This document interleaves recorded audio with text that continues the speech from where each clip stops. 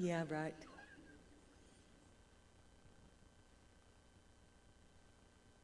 We're almost there. I know, it zooms in on you. Okay. All right, good evening. It's 6 o'clock, and we'll go ahead and call the meeting to order, and we have established a quorum. Thanks, everybody, for your presence. The next item on our agenda is the public hearing on the proposed tax rate. Do we have anybody? Okay. All right. Very good. We'll move on to the next item, which is the citizens' communication. Do we have anybody, Sandy, that's asked to address the board? Okay, thank you very much. The next item would be the reports from the board committees. The first will be the executive committee. Mr. Hand.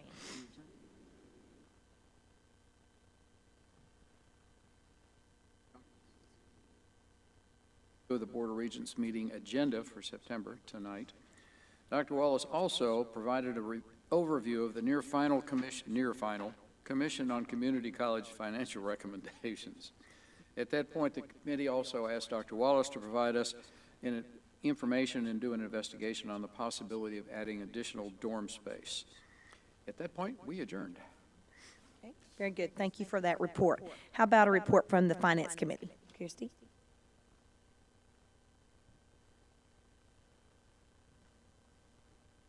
Okay. We also met on the 14th.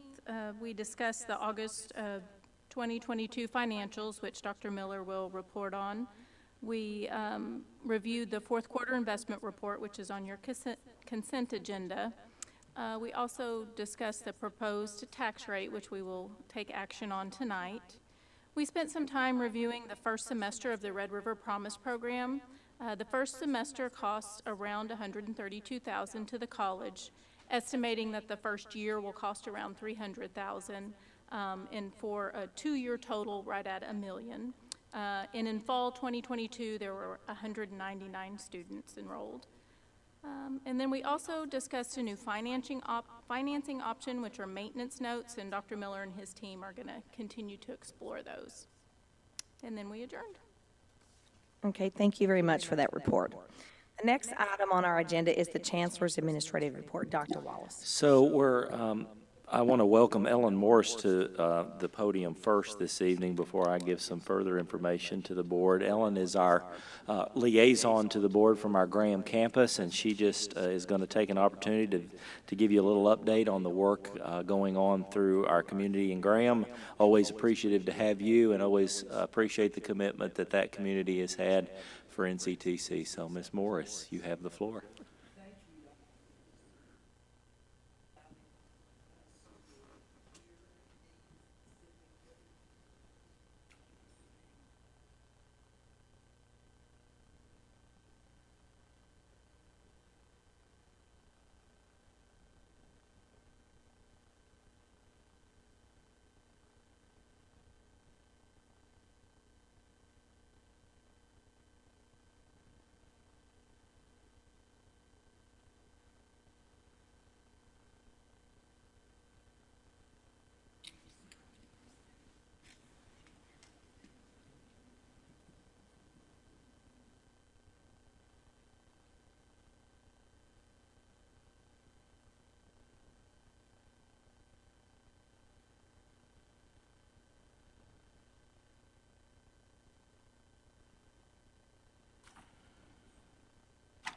And we have done that for these first few years, and we look to strengthen that as we move forward. Dr. Megan Bunyard has brought to our campus another level of professionalism and knowledge of higher education that has already been such a benefit to our students and to our faculty and to our community. Her knowledge, her willingness to work with what we already have in place, and yet she has the vision that we need to move forward. So we're so pleased that Dr. Bunyard is with us. Our semester is off to a great start. The staff and the foundation board hosted a Red River Promise event at the first home game, football game, which happened to be against Bowie High School. That worked out well. And River rivalry. the game featured foundation members in their shirts, and they were giving away NCTC items. We had videos on our Jumbotron. It's worth the drive to see our scoreboard. Anyway, we won't go there. But we did have great videos that went all evening. And there was a pre-halftime presentation also.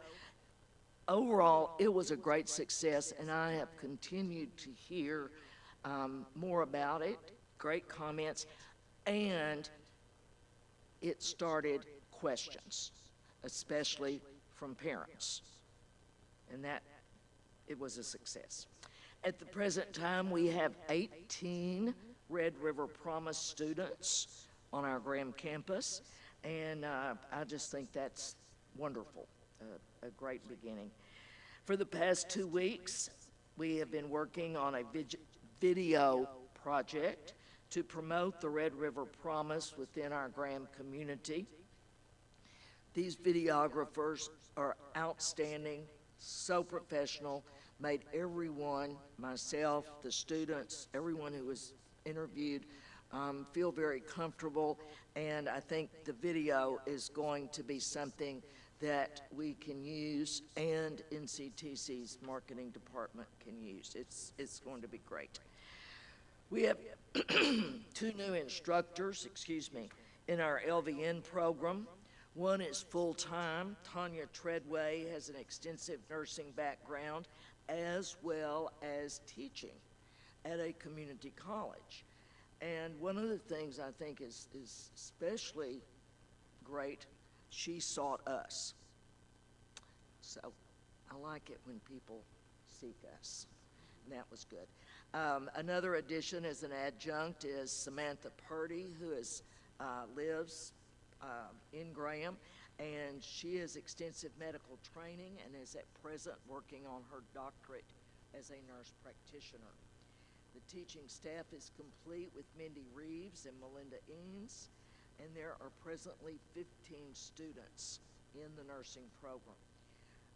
We just awarded 2 students a local scholarship that goes through several pretty intensive interview processes, and they're outstanding students.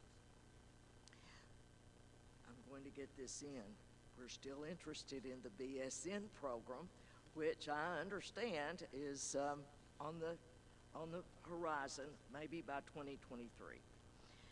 Discussion is ongoing and positive with West Texas A&M for offering a baccalaureate program with the Graham campus. We feel that this relationship would be absolutely wonderful. One of the best things about that relationship is that West Texas A&M already has in place pre-pandemic the technology, the understanding of how to deliver these baccalaureate program courses to students in rural school districts. And they know our needs, and we have felt very good about the conversation with them. Our welding program is in place. We've done some tweaking with this. We have certification for our Graham High School students as well as for non-traditional students. We have a number of job postings locally for welders, and I anticipate that this program will continue to grow, and additional training may be available and additional certifications as that's available. We have new offerings with continuing education. I'm so excited about this. I was just visiting with Megan and also with Sarah. I have to chuckle because we've worked on community education classes for 10 years, and we've tried and offered different things.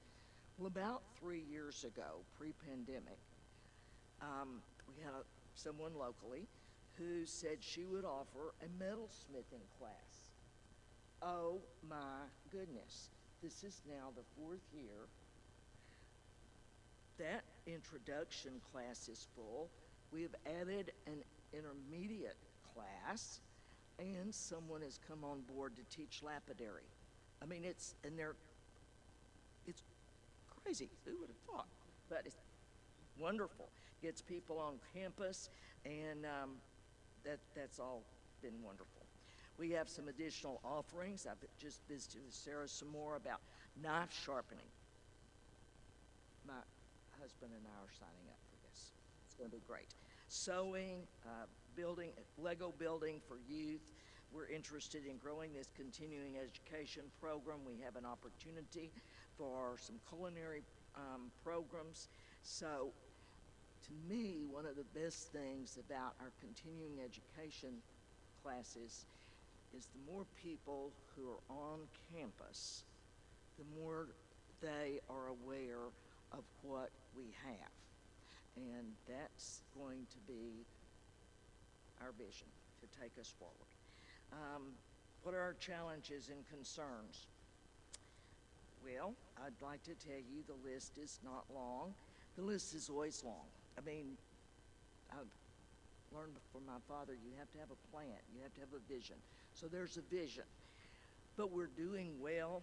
Thanks again to all of you for supporting us out there in far rural West Texas. We hope that you'll come. Our campus is beautiful.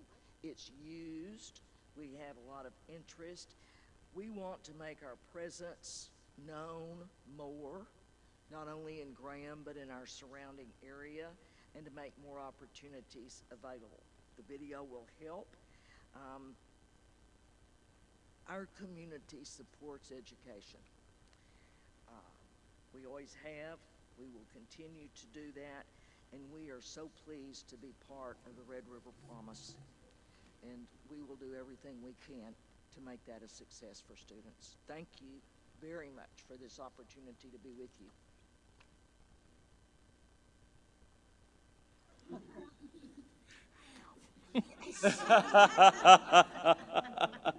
And it was kind of touch and go.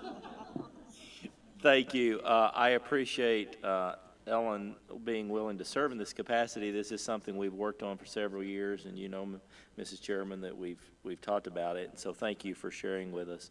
I have several things to share with you this evening in addition, and I don't want to take a lot of time, but there is some time that needs to be dedicated to the work of the Texas Commission on Community College Finance. I need you all as board to be very aware of what is being proposed, that is in your packet. What we have is essentially a diametric shift in how community colleges will be funded in the state of Texas. It is a move away from an allocations model to a static earned model. It is away from contact hour funding to a completion funding model. And so you have it before you. I'm not going to read those recommendations in entirety because you do see those, but what I would like to do is share a little bit of data, a little bit of where I think we align with what we had originally proposed as a state organization under TAC and CCAT and TCCTA, and then also where we are still seeking clarification so that you can be informed in a good way to that. I remind you that 43% of the total enrollment in Texas higher education is at a community college. 68% of our freshmen and sophomores in the state go to a community college. 93% of all career and technical education enrollment is in a community college. I remind you, Texas State Technical College is funded directly by the state. They are the only state technical college and they only are providing 7% of the CTE training in the state, and yet they have a direct line item funding in addition to their completion and job placement funding. Their facilities are funded in large part by the state. They do not have a large enrollment. They only have about 10,000 across the state, and they have multiple campuses across the state. Their work is great. Their people are wonderful. I'm not criticizing any of that. I just think it's important that when you hear the narrative, who is providing the CTE training, it is not TSCC meeting that demand. It is your community colleges in the state. 92% of all dual credit is offered by community colleges. So what does that mean? Well, our community colleges across the state are reaching a more diverse and largely underrepresented student population. For example, we confer 44% in the state of all post-secondary credentials awarded to students who are economically disadvantaged. We're doing that work, and so it's important. So I was asked to present to the Commission the perspective from the Texas Association of Community Colleges. I testified this last Tuesday to that commission as an officer of the TAC board. Our president was not able to attend, our chairman of our board, and so two of the commissioners are on our officer list, so it left me. And so I was able to deliver a message for 48 of the 50 colleges in the state, and I was honored to do so. We are encouraged as an organization and as a community colleges by the draft released, which you have a copy of, and we think that it does successfully align with many of the things we've requested. Now, that being said, I remind us again, since 2011, the number of certificates for CTE conferred by Texas community colleges has increased 29%. Over that 10-year period. So we're pleased that the draft recommendation contains important language regarding the need for additional funding when you are attempting to stand up or create new CTE programs. One of the challenges is CTE is more expensive. It has to have a different set of experiences, a different set of equipment, and same with non-credit continuing ed instruction. Now, that being said, to reskill and upskill our state, we're going to have to also include in any metrics continuing ed. The current recommendations do that. If you're continuing ed, that means a lot, because that means now rather than only a CTE academic program earning success points, so to speak, so will continuing ed courses if they meet especially high demands or critical fields. I like the fact, and it will be healthy for our colleges, that we're moving to a predictable funding structure. It's very hard to predict based on contact hours because it's so heavily engaged in enrollment. So if enrollment's down, tuition is down, state appropriations go down. This is more predictable, where you can work toward making sure students complete, and it's less about a body count, if you please, of enrollment, and more about doing what's right for students anyway, which is we want to help them finish or complete that work. Now, that being said, these fixed dollars come from three primary pots that they're recommending. Those would be based on increased transfer to four-year institutions, so that's where you answer the question.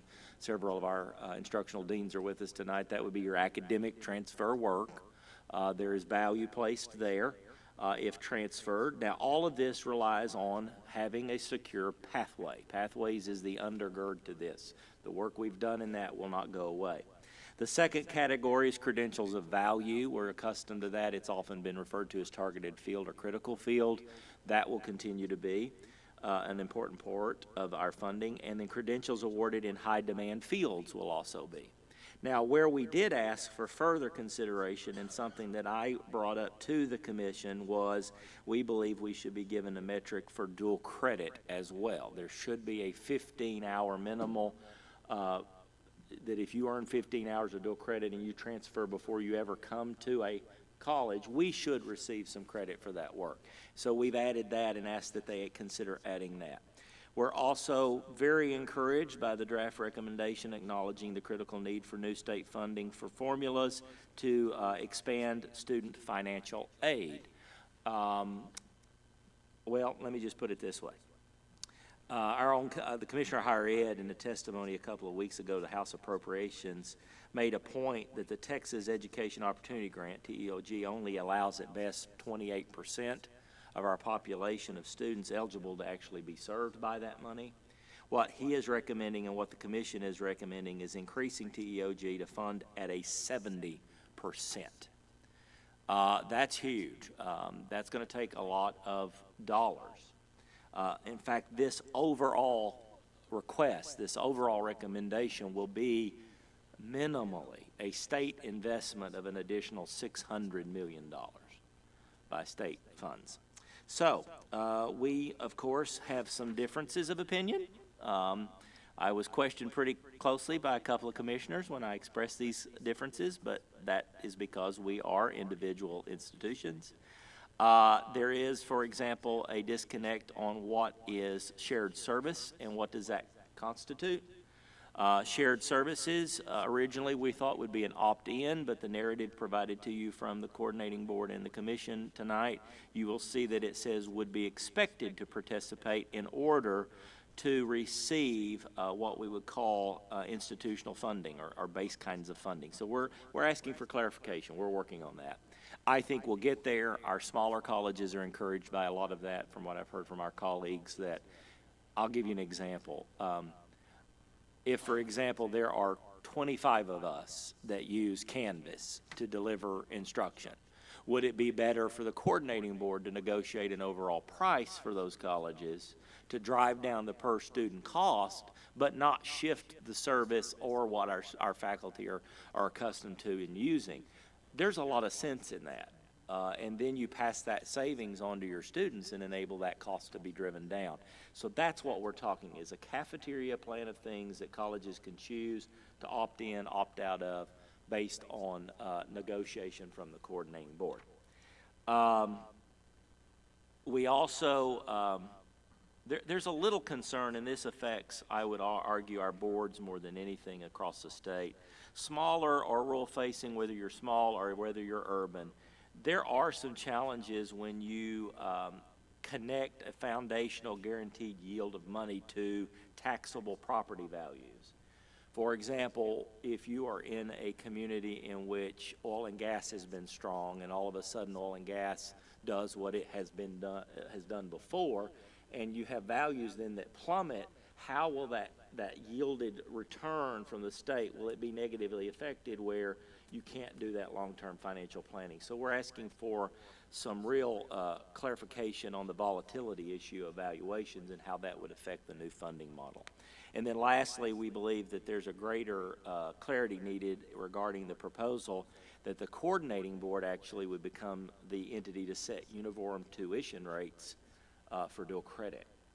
So that would be taken away from boards and in a way. What I've been able to garner through listening and conversations is I think what that really is going to translate to is if you want to be able to utilize the financial aid piece to undergird dual credit, you're going to have a cap of what you can charge, or institutions could charge any numbers of things and expect that back. Low-hanging fruit of things that I think are very impressive is, for one, we're going to end up with funding we've never had for underrepresented students. That is, if you're dual credit free and reduced, you're going to see an influx of money to help support that. If you're socioeconomically disadvantaged, you're going to see a lot of money being geared to that. If you're academically disadvantaged, you're going to see some funds. So those are very positive things. But this still has to go through a legislature. So you never know. The recommendations can come forward, but then we begin the work in January of negotiated rulemaking. And so I wanted to update you. I wanted to clarify any questions you may have about any of this. Also included in your packet is your testimony from Armin Cantini. Armin is a member of the Legislative Committee for the Community College Commission, for the Community College Association of Texas Trustees that you are members of. He provided testimony, and his focus also, he was very kind to say he echoed my speech, and he went first, so they had no idea what he was echoing. But he had read my comments beforehand. He echoed the concern about uniform policy on tuition, because at this point, that's a statutory requirement of you to set. And so he asked some questions of the commission on that. But I'm there's a lot to absorb. I've given you these things. If you have questions, please let me know. I can answer them some now, or if you have any in the future, give us a call, but we'll continue to do those updates. You have a question? Well, no, I'm just going to comment that they are, all of the testimony is available to watch. So if you're interested in watching it, you can actually go to the, You can go to Community college, tacc.org, and then you can click on commission, and below that you'll see meetings. And the last meeting, it has every speech, every narrative, the outline, the recommendations, and the video. I'm 3.5 hours in. so If you wanna see what- plan a popcorn and a Coke or Yeah. a cup of coffee in the morning, but it's It's good. lengthy. Yeah. So overall, I guess this seems like it has a positive potential impact on us. I believe that at this point, given what we know, and what I've told the commissioner and others, is it's hard to say for sure what it is until you see hard data. Sure. Until you get a data run that says, here's your completion numbers. But I believe it will benefit the majority of community colleges in the state. Now, I would be negligent if I said I believe every college will benefit. I don't think that there is any formula that would benefit every college at the same level. Because what it does is it changes the trajectory of non-completion to an agenda of let's get students the credentials that they want. Some colleges are better at that than others, but it gives them time. There will be a leveling process. This isn't going to happen overnight. You're probably looking at 2 sessions of the legislature before this is fully enveloped. It gives people time to change that. And then for some, it could double their state appropriations. So is there a certain size of college that benefits more than others, or is it just across the board? It's just, I think that those that may not benefit are not to be assumed as small. That was a very politically correct way to answer that. I'm so sorry. I just don't want to out anything until I get hard data. But in my head, I'm thinking of what I know, the data that's there. And I think you would be shocked at the colleges that wouldn't benefit as much. They're not going to be a small rule-based college necessarily. They could be. But I'm inclined to say, and what will help too with a lot of our colleges that I think might be on that.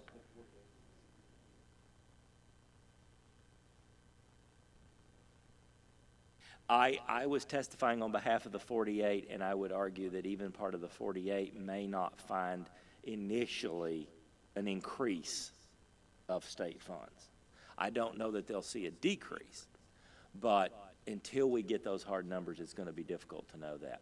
I would say this, I think by a shift toward including continuing ed, those institutions that have large CE will then begin to be beneficial, where if they don't right now and you only looked at CTE and not CE, that might be a negative impact. I have a couple other things unless there's questions of that. More to come, a lot more to come. Very excited that the Visual and Performing Arts Division, on your desk this evening you'll see a little brochure, is really excited to introduce our new North Central Texas WINS. It is a hybrid group, which I think is just an awesome idea from Dr. Thomas Singletary, that includes NCTC students and community members. And what this is there are now 50 individuals involved in our organization this semester, and that's a 50-piece wind ensemble. And what we've been able to do is basically say that students in their credit courses also can be playing with community leaders that may be more expertise. And as a musician, I know how exciting that can be to playing something larger than you. And so they are going to perform their first major event coming up, and you have that before you, October 3rd, 7:30, First State Bank Center for the Performing Arts. No admission, just come, and we would love to have as many people there as we can, and looking forward to that. That is also from Ms. Wright, our dean, one of our deans. Crystal was at a Denton Citizens Advisory Committee for Denton ISD this evening and not able to make it, or she would have made that announcement for us. I also would like to say that we have several, two that I'm aware of, members of our staff, Jake Laughlin and Crystal Wright, serving on the DISD Citizens Advisory Committee, and that's a great place for our staff to be representing there. I have to brag on 3 members of our staff and that are here this evening, Debbie Sharp, Melinda Carroll, and Barbara Stanley, who just got back from a national presentation at the Rural Community College Alliance Association. They did a great job representing Red River Promise at that conference. They were asked to speak, and they did a great job, and so good for them, and thank you for representing us so well. Also at your desk this evening is the announcement for North Texas Giving Day. So you can see that and reference that if you'd like, and give QR code to the college, and that's always an exciting day and able to raise money. On another note, I kissed a pig. I've never kissed a pig before, as you could have probably would hope.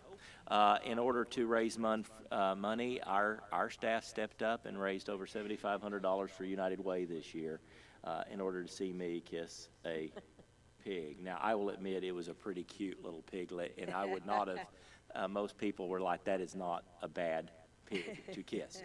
But if you see that online, that was what that was about. It was not a normal piece of a convocation. But I appreciate the hard work of our staff that day. They literally raised another, couple of thousand that morning. So that's both to our Denton United Way and to our Cook County. And we're excited to be working already for next year to work in addition also with our Graham United Way. So they have been invited to participate, and we're going to try to do that as well. So good for them. That's it. Very good, thank you.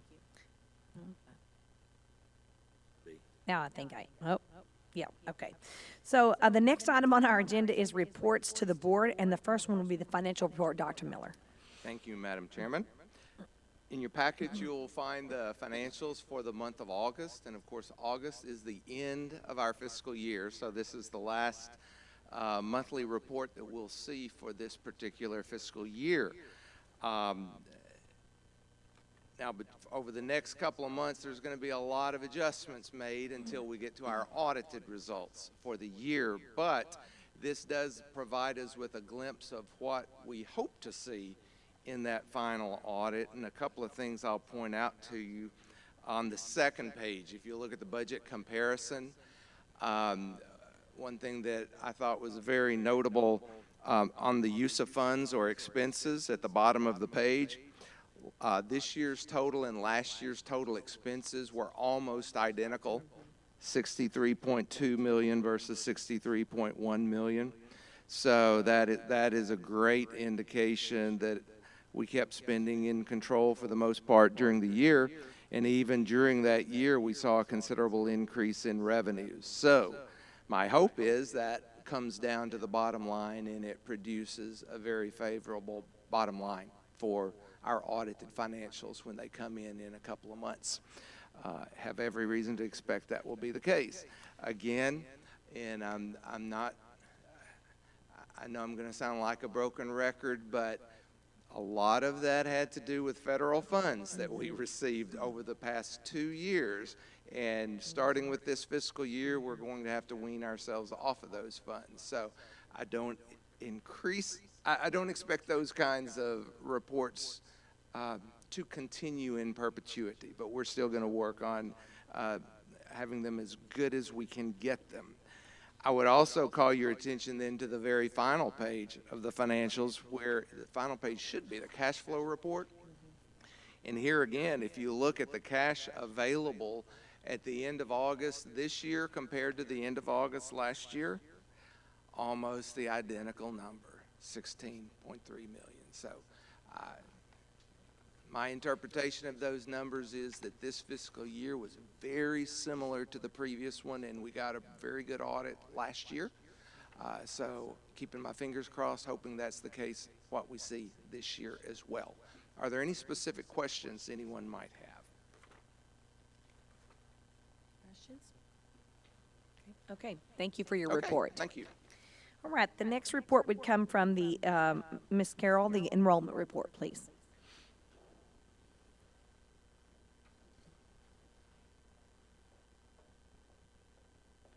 Good evening, and thank you again for allowing me to speak to you just for a few moments. This evening I'll provide an enrollment report from fall 2022 that's also in your packet, I believe. But just wanted to give an update kind of where we were prior to August, leading up to our enrollment, where we are right now and then where we're going.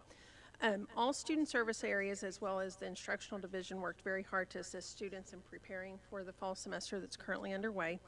And the team worked very hard to assist students through the various enrollment processes and preparing each student for success. In your packet for fall 2022, as of September 19th,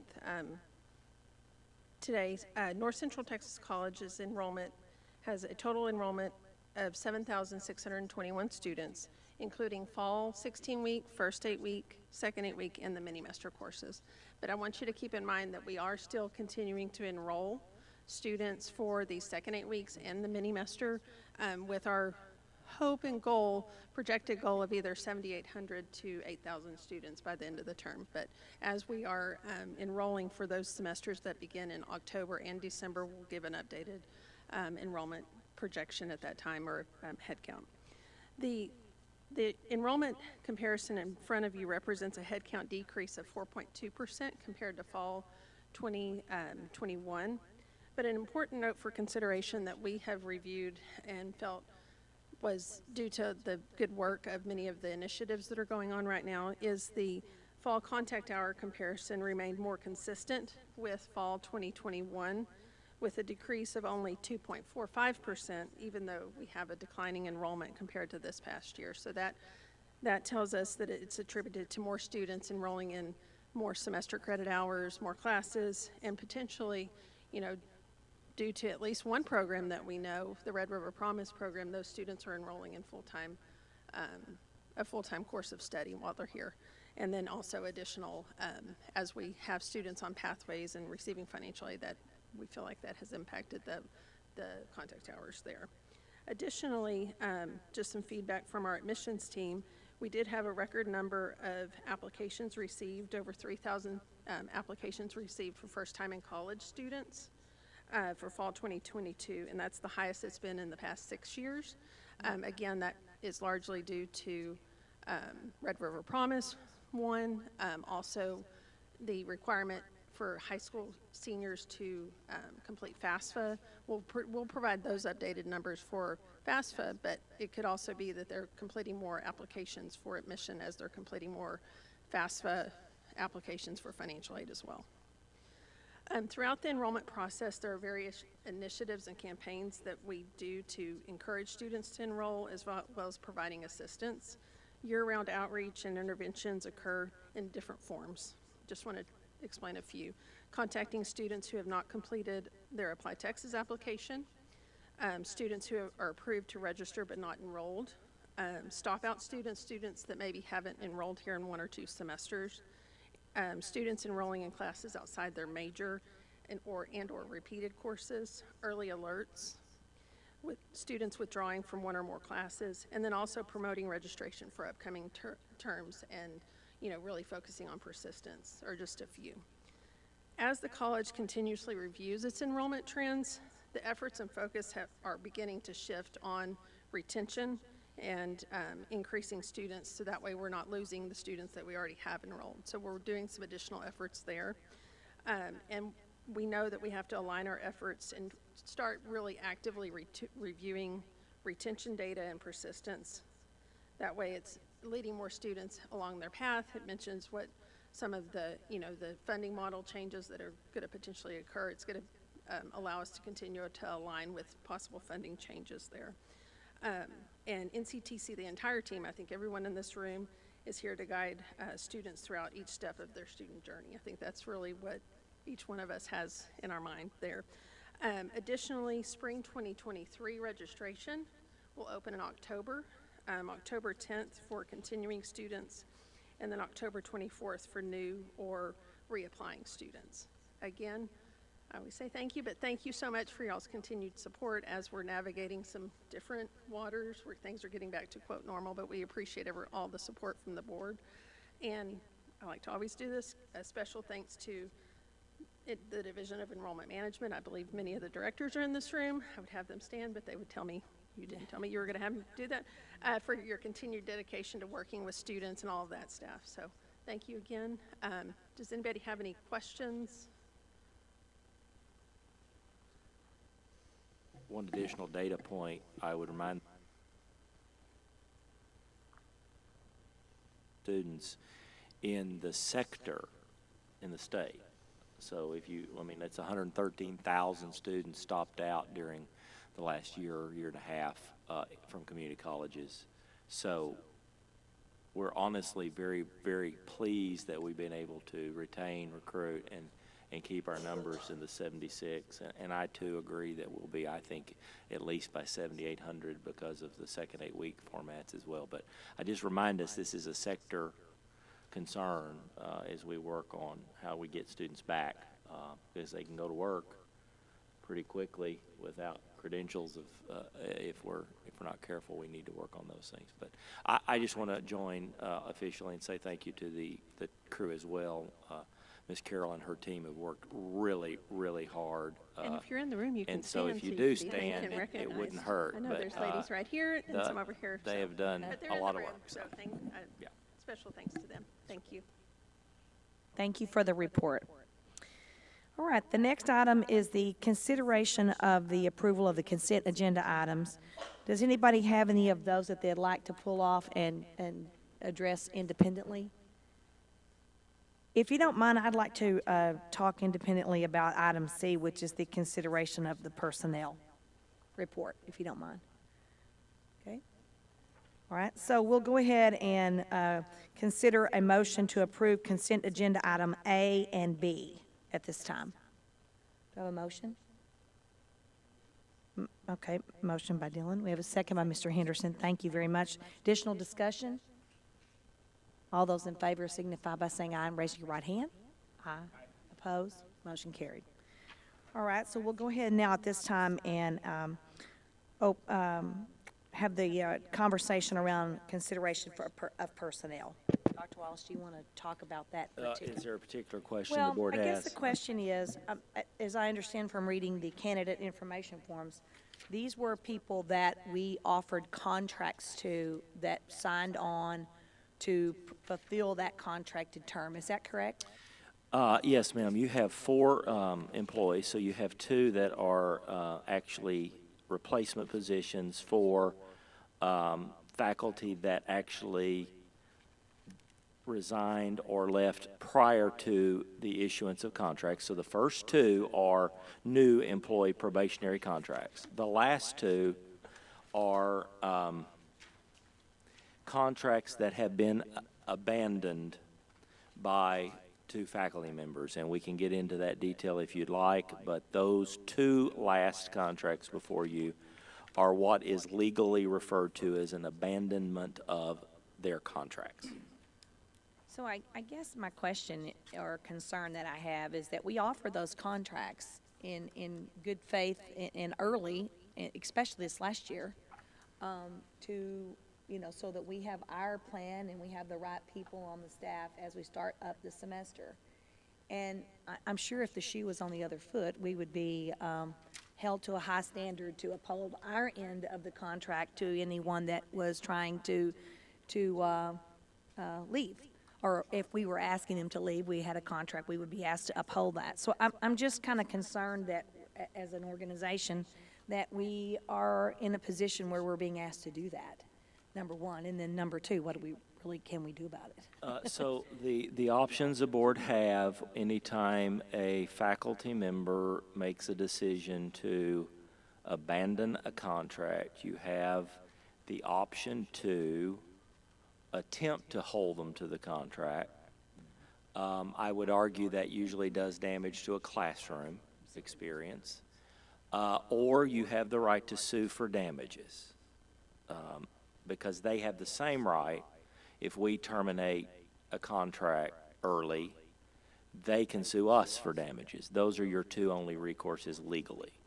I would argue that under normal circumstances, to sue for damages is a minimal return on your time and effort, and that the legal cost associated with that would outweigh whatever damage you would return. I do understand the board's concerns. What we are facing, I would argue, is a growing industry pullback, where you have CTE faculty who are being pulled back into industry that is offering them, in some cases, 3 times more than we are able to pay them. I would also be very negligent if I didn't say one of these individual listed was not willing, I would argue, to teach. The other is trying to do a right thing and adjunct for us interimly. And so, and we can publicly name names. I would prefer not to if I don't have to yet, but it is a challenge. I mean, the options the board have is the 2 I've mentioned, or the option can also be to hold contracts later. You know, we have done that before. We offered them early this year. You could say we're not going to offer those early again. You need to wait until after the passing of the budget to do that even. But we try to not do that. And also, you have to weigh with you the fact that the 200 and something others Right. are you know, and I know you do that. But it is a challenge. I do think we need to, and are going to have to, look at a different kind of salary schedule for industry like we have in healthcare. For example, our nursing faculty have what is called a hard-to-hire stipend associated because they're difficult to hire those positions. And Dr. King is working on that currently with our deans to see if there are industries. I know other colleges already doing that, a lot of it in healthcare, but now you're seeing hard-to-hire stipends associated with industries like cybersecurity or HVAC or plumbing because we can't find plumbers to do plumbing work, much less plumbers to teach and leave $150,000 jobs to do that. So we're looking at that, working with Faculty Senate to try to communicate that need of the importance of a contract, but I do understand your concern. Yeah, well, we sure don't want to damage the student as a result, but I just thought it was alarming to me that. It is not an easy thing to start. I mean, one of the faculty resignations required a whole shift to the entire course offering. We were not able to offer what we had already promised or guaranteed to an independent school district, and we had to change the entire curriculum we offered them because of that exodus. Yeah. All right. Yeah. All right, any other comments or discussion around that? Okay. All right, then we'll need to consider the approval of the changes to the personnel as presented. Do I have a motion? Mr. Henderson made the motion. Do I have a second? Second. Okay. All those in favor signify by saying aye. Raise your right hand. Aye. Opposed? Motion carried. Thank you very much. All right.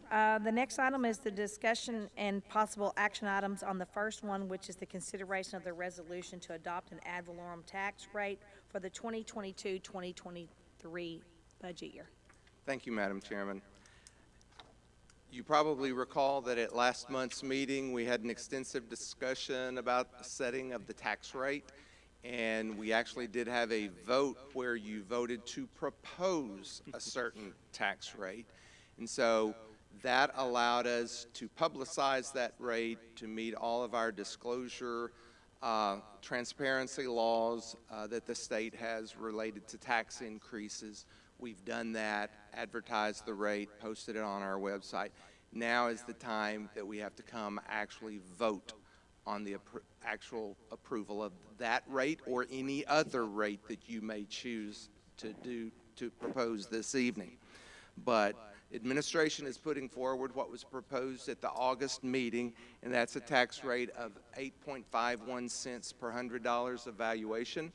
It's right at a 1 cent drop, just a hair shy of a full 1 cent drop in the tax rate from where that rate was this previous year. But according to the way the state laws are written, because of the increase in property values, technically this is considered a tax increase.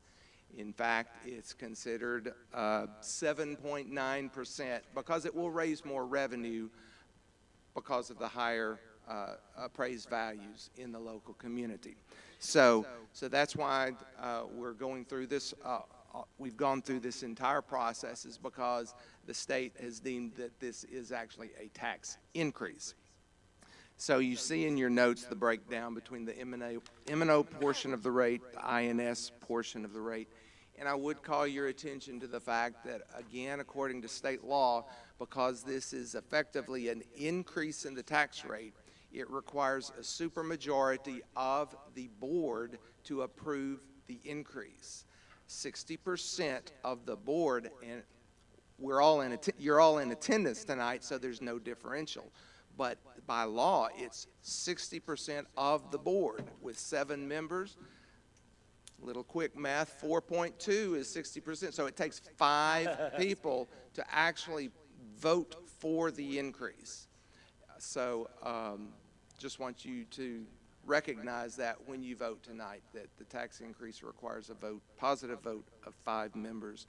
And I also have in your notes here, I just wanted to let you know that over in Graham, the Graham ISD has already acted on the tax rate there in Graham, and much like what we're doing, they couldn't keep it where it was the year before, which for them was a nickel, but they went up to the limit that they were allowed to stay under that rollback or voter approval rate. So the 4.7 some odd cents is what was passed in Graham, and it will generate additional revenue for the college. Are there any questions? Questions? All right. If not, then I would accept a motion to consider the resolution to adopt the ad valorem tax for 2022-2023. I move that the property tax rate be increased by the adoption of a tax rate of 0.0851 per $100 value, which is effectively a 7.9% increase in the tax rate. Okay, so we have a motion by Mr. Hayen. Do we have a second? Second by Mrs. Morris. All right, at this point, we'll need to do a roll call vote. Is that right?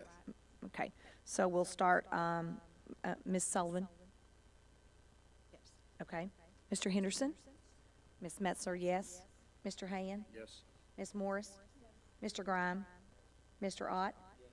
Okay, therefore, the motion passes unanimously. Thank you. Thank you so much. All right, the next item would be consideration of rescheduling the October board meeting. I think we have a scheduling conflict, so Well, we need to look at everybody's calendar, please. With permission, I would like to attend the final Commission on Community College Finance, and it is the day of our normal, or that week of our normal activity for the board, which would have been the 17th. I would just like to see if the board would entertain the notion of moving to October 24th, the following Monday. So I already had heard that date, so I'm available if everybody's okay with it. So because we're moving it. we'll Mr. have to Haynes do- going to be gone, but that, only one person. It's okay? You have to do a motion. I do need to do a motion for that, I'm sorry, okay? Okay, Mr. Ott made the motion, Mr. Henderson second. Additional discussion. All those in favor signify by saying aye. Raise your right hand. Aye. Thank you. Motion carried. Thank you. All right, we don't have an executive No, ma'am, I session. don't. All right. So we have an adjournment motion and second by Mr. Ott. Everyone